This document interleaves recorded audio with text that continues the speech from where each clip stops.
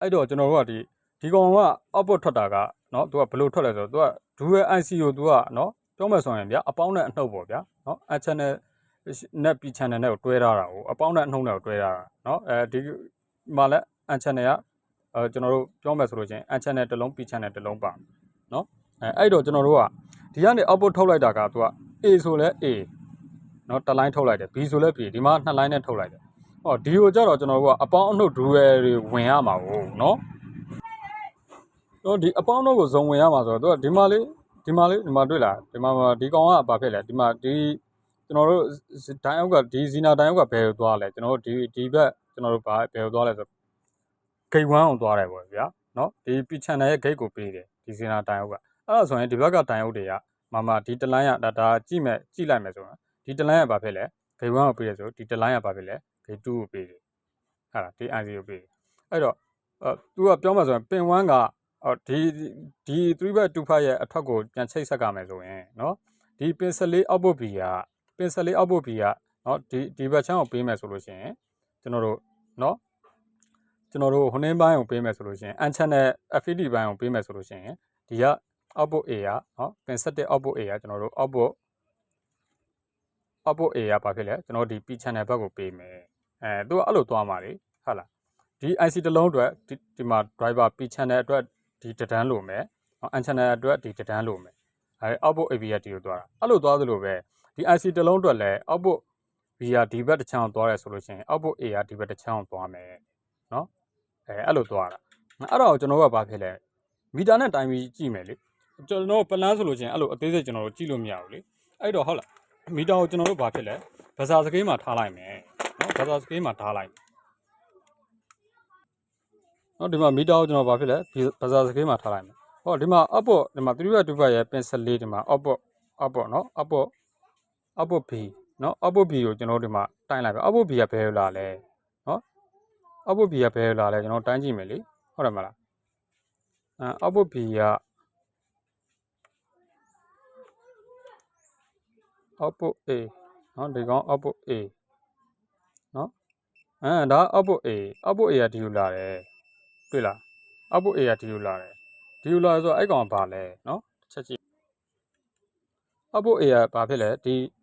100လို့ရေးထားတဲ့ဒီ SMD လို့လာတယ်100ဆိုတော့အမှန်တော့10အောင်မယ်နော်10အောင်မယ်အဲ့တော့ဒီကိုဖြတ်တယ်ဒီကိုဖြတ်ပြီးတော့ဒီ capacitor ဝင်တယ်မဝင်ဘူးလားဝင်တယ်ဝင်ပြီးတော့ဒီမှာ diode ရဲ့အနောက်ဘက်ကိုမဝင်ဘူးလားဆက်ဝင်တယ်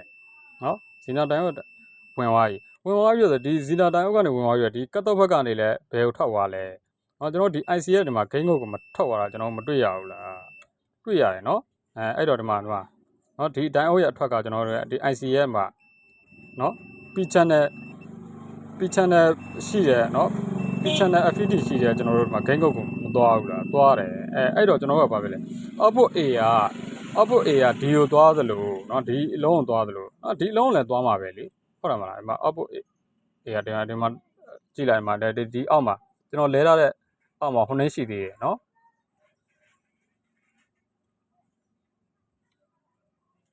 ကျွန်တော်လဲထားတဲ့မှာဘာရှိသေးလဲဒီမှာလေဒီဇီနာတိုင်းကိုလေနော်ကျွန်တော်လဲထားတာဒီဇီနာတိုင်းကိုဒီဇီနာတိုင်းကနေမသွားဘူးလားအဲ့လိုပဲသွားတာပဲလေဟုတ်လား output A ကမသွားဘူးလားသွားတာပဲလေနော်အဲ့လိုသွားတယ်နော်ဒီမှာ output A ကဘာဖြစ်လဲဒီကောင်ကိုခံပြီးရဆိုအဲ့လိုမသွားဘူးလားသွားတာပဲလေနော်အဲ့ဒါကိုကျွန်တော်ကဘာဖြစ်လဲသိနေရမယ်နော်အဲ့ဒါကိုသိနေရမယ်ဒီကြားထဲမှာကျတော့မပြတော့ဘူးလေဒီမှာ output A မှာကျွန်တော်ပြောသလိုလေနော်ဒီ3/2 IC ကဒီကောင်ပေးတာတော့မှန်တယ်နော်ဒါပေမဲ့ဒီမှာ diode တိုင်းကြီးမပြတော့ဘာဖြစ်လို့လဲဒီမှာ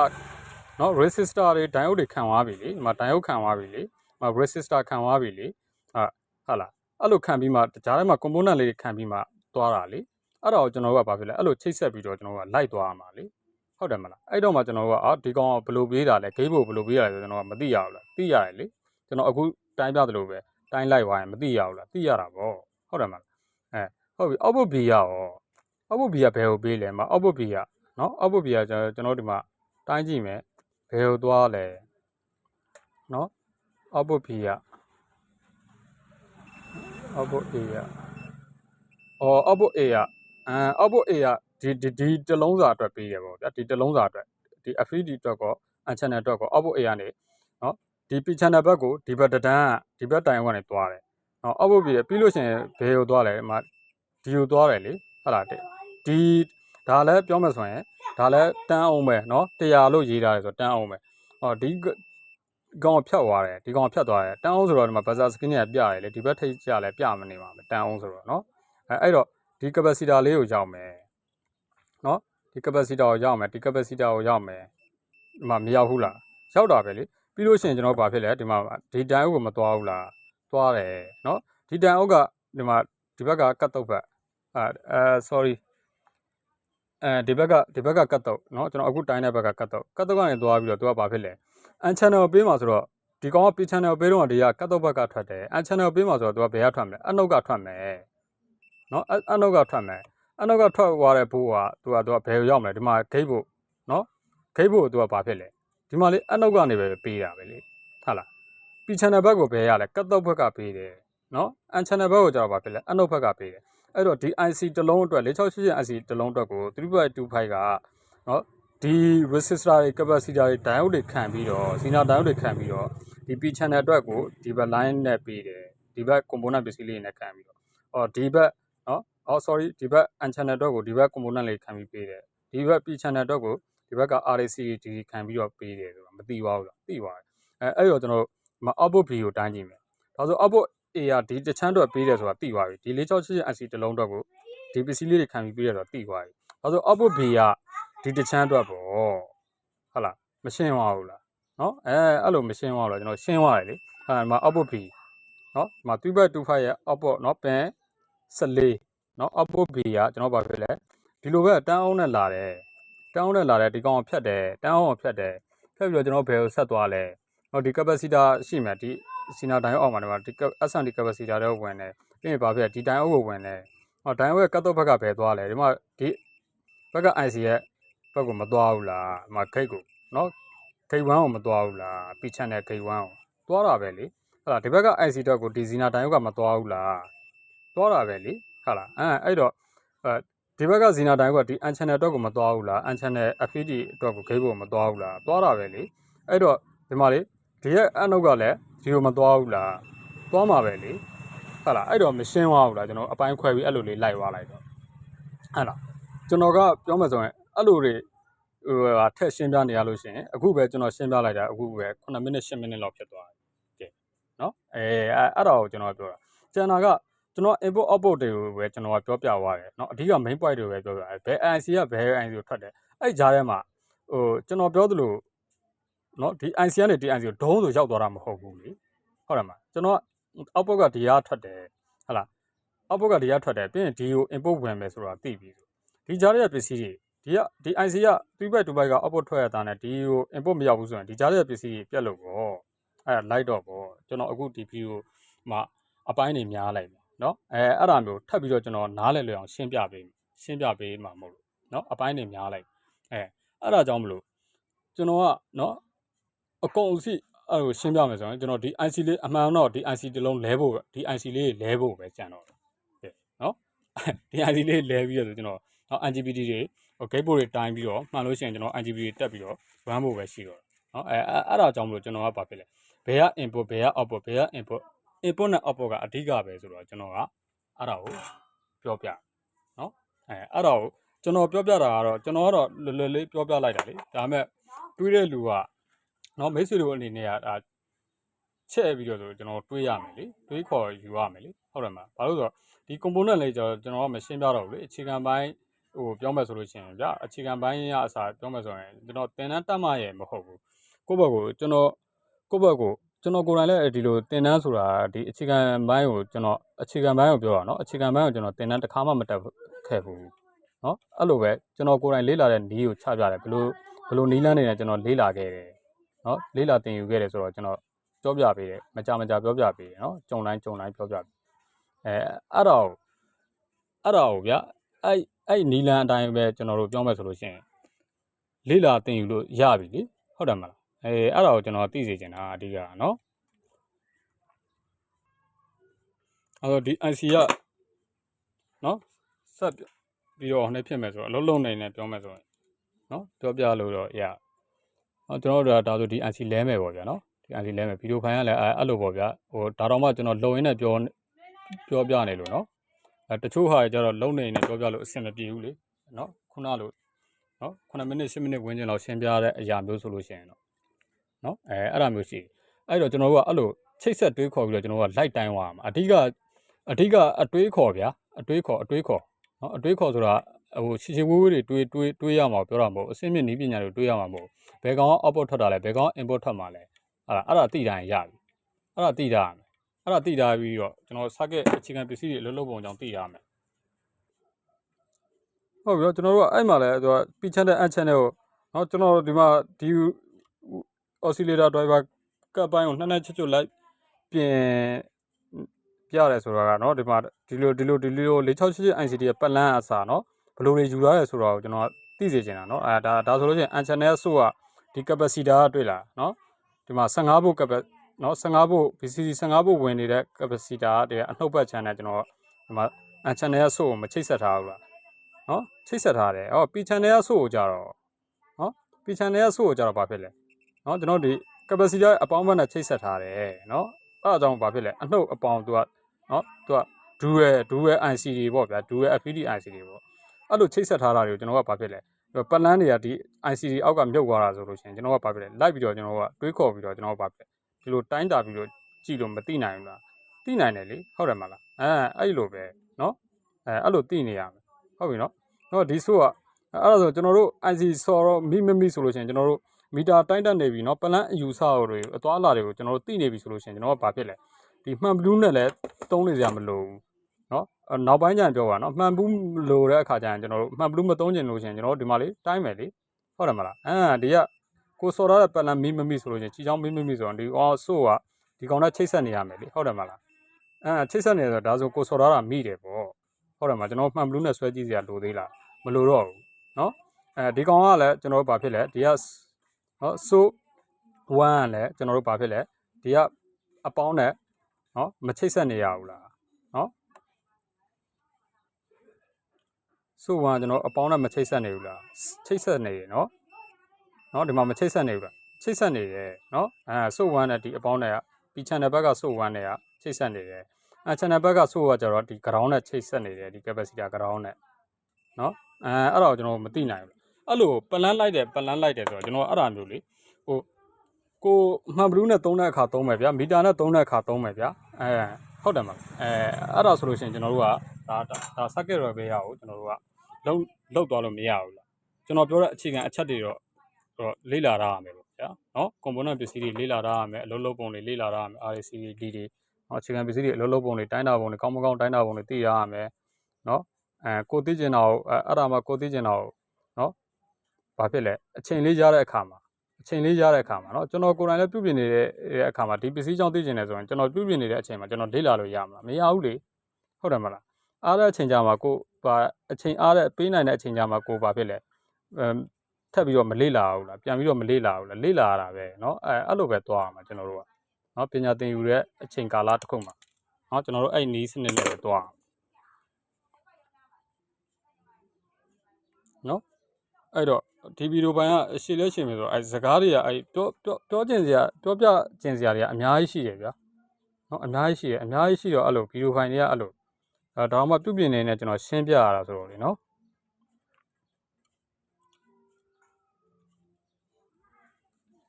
နော်အဲ့လိုအခြေခံပိုင်းတွေပြီးသွားရင်ကျွန်တော်ဘာဖြစ်လဲစကေးပိုင်းတွေကြည့်ရမယ်ကျင့်ရမယ်လေ့ကျင့်ရမယ်နော်စကေးပိုင်းတွေဆိုလို့ရှိရင်ဒီ IC ခွာဖြုတ်တတ်တွေ SMD ပစ္စည်းတွေခွာဖြုတ်တတ်တွေအဲ့ဒါမျိုးလေးတွေနော်ပြီးတော့ကျွန်တော်တို့ဒါစကေးပိုင်းတွေအရင်ကျင့်ရမယ်ပေါ့ဗျာစကေးပိုင်းတွေကျင့်ပြီးလို့ရှိရင်ကိုကပို့ပြီးတော့ကိုကစကေးတော့ကောင်းလာပြီဒါပေမဲ့ဟိုလက်နက်ကရိယာပစ္စည်းကမစုံသေးဘူးဆိုလို့ရှိရင်လက်နက်ကရိယာပစ္စည်းကိုစုံအောင်ကျွန်တော်တို့ဘာဖြစ်လဲဝယ်ရင်းရမယ်နော်အဲ့ဒါမျိုးတွေပေါ့ဗျာတစ်ဆင့်ပြီးတစ်ဆင့်ပေါ့နော်တွားရတာပေါ့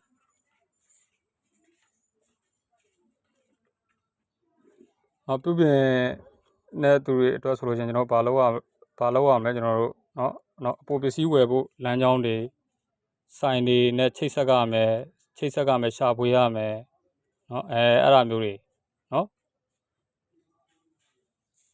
ကိုကဒီအလုံးနဲ့ကျွန်တော်တို့ကအတန်မိုးဝမ်းကြောင်းပြုမယ်ဆိုလို့ရှိရင်ဒီအလုံးနဲ့သက်ဆိုင်တဲ့နော် အပိုင်းတွေကိုကျွန်တော်တို့ကအဲ့လိုတဆင်ချင်းစီကျွန်တော်တို့ကဖြည့်ဆည်းသွားရမယ်ပေါ့ဗျာနော်ပြည့်စုံအောင်လို့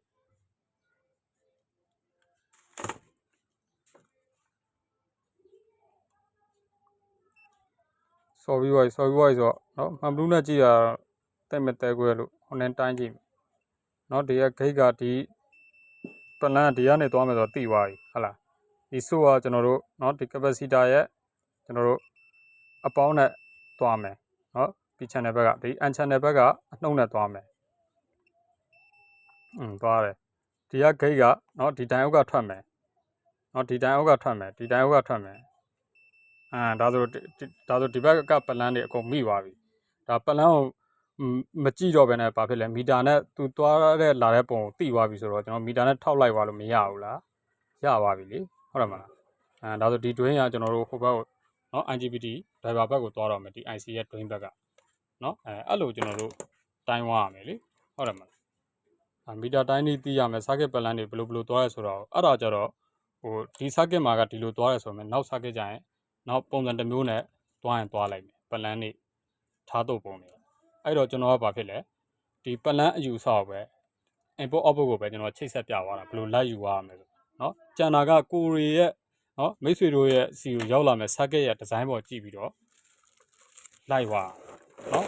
အဓိကမိတ်ဆွေတို့တည်တာမှာကကျွန်တော်တို့မီတာတိုင်းလေးတည်တာနော်အဲ့ဒါတွေကတော့ကျွန်တော်ခဏပြောနေတာပါနော်ဟိုပြောမယ်ဆိုရင်ဟိုခဏပြောတာကြားပြီးတော့မှတ်ထားပြီးသားလူတွေဆိုလို့ရှိရင်တော့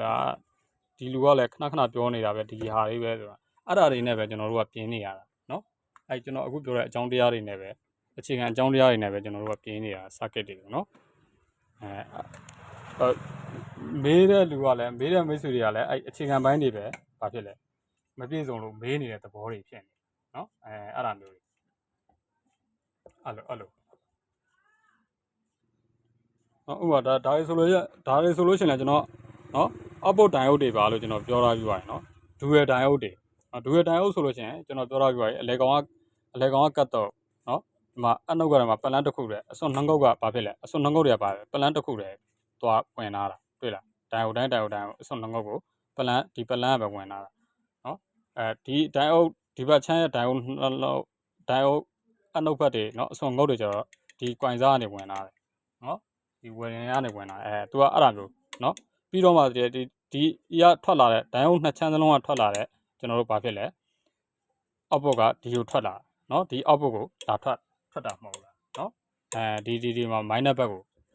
က်ကိုထွက်လာတယ်လေဒီ minus ဘက်ကိုထွက်လာတယ်မှာ coin ကဒီမှာနှစ်ဆကိုပတ်ယူလာပြီးတော့ဒီ coin တုပ်ကြီးကဘာဖြစ်လဲ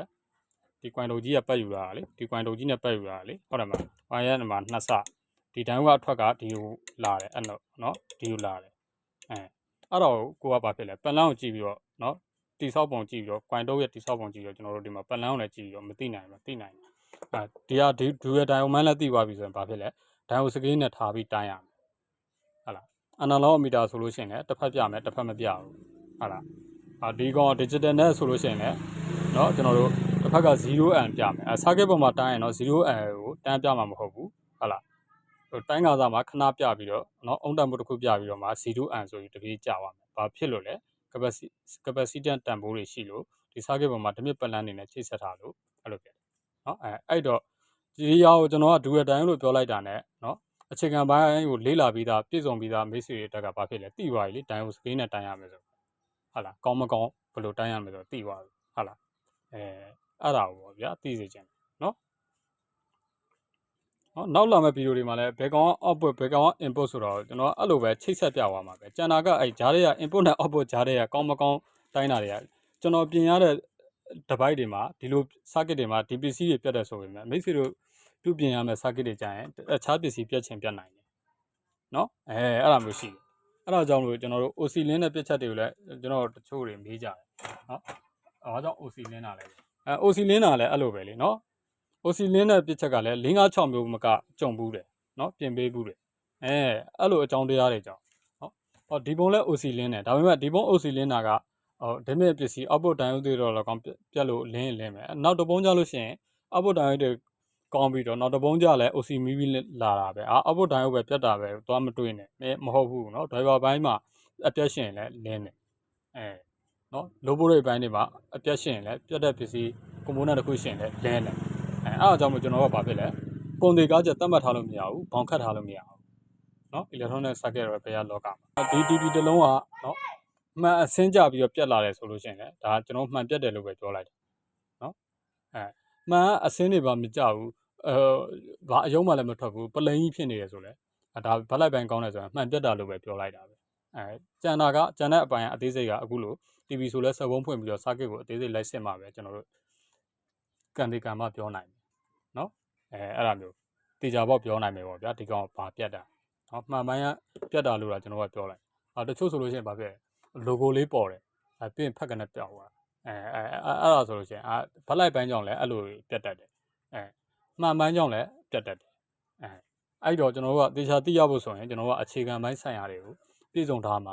ကျွန်တော်တို့ကျန်တဲ့အပေါ်ရံပိုင်းအခုလို input output တွေကိုမမြင်ဘူးတဲ့ circuit တွေ input output အလုပ်လုပ်တွေပုံတွေကိုကျွန်တော်ဘာဖြစ်လဲကျွန်တော်ရဲ့ဒီ channel မှာတင်ပေးသမျှ repair channel တွေမှာကြည့်လို့ရမယ်ကျွန်တော်ကအဲ့ဒါကြောင့်မလို့ဘာဖြစ်လဲပြောမှုပါတယ်နော်ကျွန်တော်ကလက်တွေ့အတွေ့အကြုံပိုင်းနည်းနေတဲ့မိတ်ဆွေတွေအတွက်ကိုကျွန်တော်ကရည်ရွယ်ပြီးတင်ပေးတာနော်အခြေခံပိုင်းတွေကစပြီးလေ့လာခြင်းနဲ့ဆိုရင်တော့နော်ကျွန်တော်ရဲ့ဒီအခြေခံပိုင်းကနေစပြီးတင်ပေးနိုင်တဲ့နော်အချိန်တစ်ခုယူပြီးတော့တင်ပေးနိုင်တဲ့ကျွန်တော်တို့ဒီပြောမှဆိုရင် Telegram ပေါ့ဗျာ online group ပေါ့နော် private group ကို join ပေးဖို့ကျွန်တော်မေတ္တာရက်ခံပါနော်ကျွန်တော်ရဲ့ repair video တွေနော်အဆုံးမှာလည်းကျွန်တော်နော်ဆက်သွယ်ရမယ် Telegram Viber နံပါတ်လေးကိုထည့်ပေးထားပါတယ်နော်ကျွန်တော်ရဲ့ repair video တိုင်းမှာနော်နောက်ဆုံးမှာထည့်ပေးထားပါတယ်အဲ့ဒီ Viber Telegram နံပါတ်39939312ကိုဆက်သွယ်လိုက်ပါအဲ့ဒီကနေဆက်သွယ်ပြီးတော့ကျွန်တော်ဒီ online သင်တန်း private group ကိုဝင်ပြီးတော့နော်အခြေခံပိုင်းလိုအပ်နေတယ်ဆိုရင်တော့ဝင်ပြီးတော့နော်လေ့လာသင်ယူလို့ရပါတယ်ဗျာနော်အခြေခံပိုင်းလိုအပ်နေတဲ့မိတ်ဆွေတွေအတွက်ဆိုရင်နော်ရာသက်ပံလိုက်တိုင်း group ပါဗျာနော်ဘယ်ချိန်ပါသင်တန်းရပါတယ်နော်ရာသက်ပံသင်တန်း group ပါဒါပေမဲ့ကျွန်တော်ကဒီ6လအတွင်းကိုကျွန်တော်အာမခံချက်ထားရတယ်ပေါ့နော်6လအတွင်းကိုကျွန်တော်လိုပဲနော်ကျွန်တော်အခု repair video တွေပြင်တက်လိုက်တက်တွေးခေါ်တောင်းတဲ့အနေထားတွေရောက်လို့ကျွန်တော်6လဒါအချိန်တွင်းမှာကျွန်တော်သင်ကြားပေးသွားမှာလို့ကျွန်တော်အာမခံထားပါတယ်နော်ကဲအားလုံးပဲနော်ကျွန်တော်ရဲ့ဗီဒီယိုလေးကတော့နော်ဒီဗီဒီယိုကတော့ဒီမှာတစ်ဖြတ်နားပါလိမ့်မယ်နော်ကဲအားလုံးပဲကျွန်တော်ရဲ့ THK Electronic YouTube Channel ကိုနော်အားပေးကြည့်ရှုနေကြတဲ့မိတ်ဆွေများအားလုံးကိုကျမ်းမှာစိတ်ချမ်းသာပြီးလုံရင်ဆန္ဒမှန်များတစ်လုံးတော့ပါတယ်ပြည့်စုံနိုင်ကြပါစေဗျာနော်နောက်ဗီဒီယိုတွေမှာနော်နောက်ထပ်ကျွန်တော်ထပ်တင်ပေးမယ့်ဗီဒီယိုတွေမှာဆက်ပြီးတော့ဆုံတွေ့ပါဦးမယ်နော်